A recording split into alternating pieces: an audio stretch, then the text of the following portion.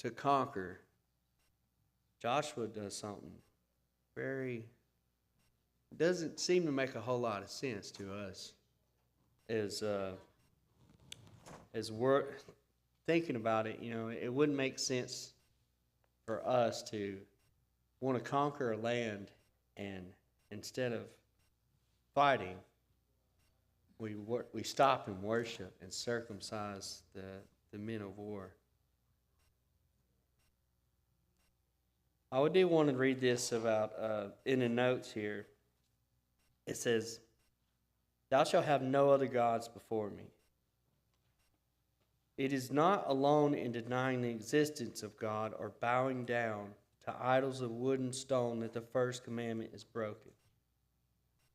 By many who profess to be followers of Christ, its principles are infringed, but the Lord of heaven does not acknowledge those as his children who are cherishing in their hearts anything that takes the place that which God alone should hold.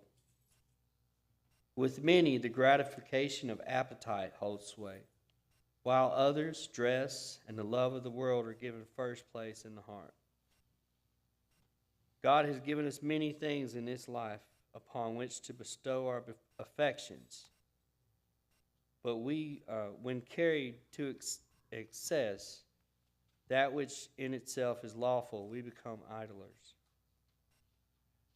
Anything that separates our affections from God and lessens our interest in eternal things is an idol.